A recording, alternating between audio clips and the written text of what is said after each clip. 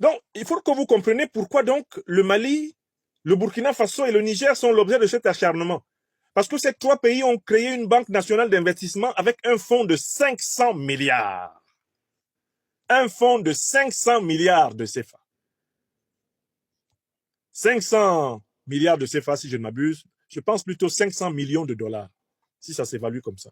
Un fonds de cette valeur. Ils ont créé donc cette banque. Et cette banque est une étape intermédiaire vers la mise en place de la monnaie souveraine Sahel.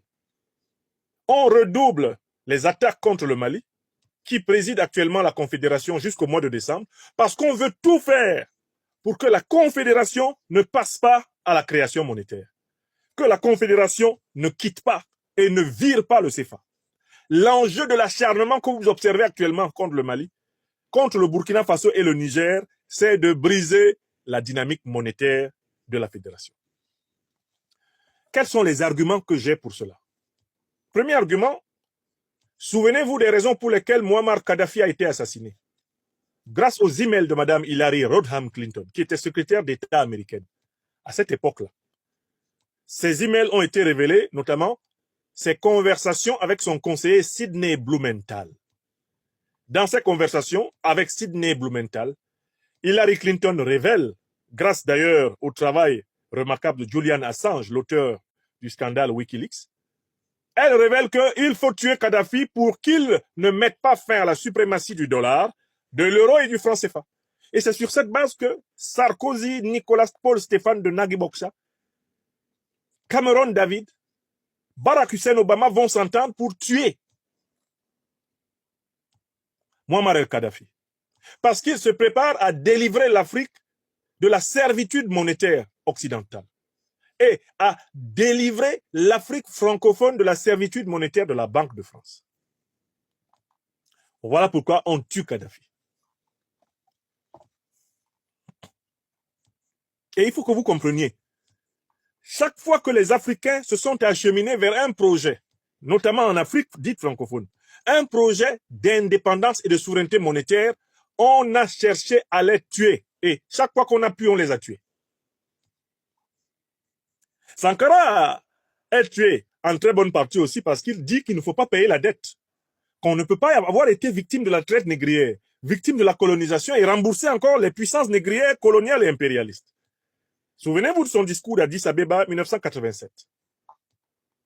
Il dit, ensemble, ne payons plus la dette. Parce que si c'est moi seul qui décide de ne plus payer la dette, c'est la dernière fois que vous me voyez. Il était prémonitoire. Il devait être tué quelques mois plus tard. Tchoundian Pouemi, l'un des plus grands théoriciens de la souveraineté économique africaine, est retrouvé mort dans des circonstances inexpliquées au Cameroun en 1985. Il venait de bombarder un livre d'une puissance tellurique. Ce livre-là, c'était la mise à mort intellectuelle du franc CFA. Le livre est là. Il s'appelle Monnaie, servitude et liberté. C'est l'un des livres qui m'ont formé. Je n'ai pas connu physiquement le professeur Joseph Tchoundian Pouemi, je l'ai connu intellectuellement. Quand j'ai été en capacité, dans l'année de ma 3e année de philo, option sciences économiques à l'université de Yaoundé, de lire de la première à la dernière page Joseph Tchoundian Pouemi, Monnaie, servitude et liberté, j'ai été délivré totalement de toute impression. C'est-à-dire que j'ai été délivré de toute influence des idées france-africaines. Parce que Tchoundian démontre scientifiquement l'arnaque du CFA. La fabrication par la Banque de France d'une feuille de papier qui lui permet de s'accaparer des richesses africaines, de s'offrir les crédits africains, de s'offrir les réserves de change africaines, de s'offrir le taux d'intérêt qu'elle met sur les réserves de change africaines et d'influencer directement toutes les politiques sous forme de la soi-disant aide au développement. Tchoundian Pouemi démontre tout cela dans ce livre-là. Tout ce qui a été écrit sur la souveraineté monétaire, après le livre de 1984, c'est un commentaire. Tchoundian a écrit la thèse et tout le reste là sur l'affaire là sont des commentaires. Il y a eu de brillants économistes, intellectuels africains qui sont venus parler du sujet par la suite. Mais eux tous là sont des commentateurs de Joseph Tchoundian Pouemi. Écrivez ça, Tilana Yomi. Donc, chaque fois que les Africains en Afrique francophone se sont intéressés à cette question, on a voulu les tuer. Le président Gbagbo a donné un témoignage récemment. Il a dit que dans les années 80, parler du CFA, c'était s'exposer à être tué par les renseignements généraux français. Laurent Gbagbo l'a dit.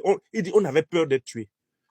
Que lui-même pour écrire sur cette question-là, il a dû utiliser un pseudonyme dans les années 80. Tellement, c'est-à-dire que ça, c'était considéré comme, ben, il veut mourir, ce négro-là.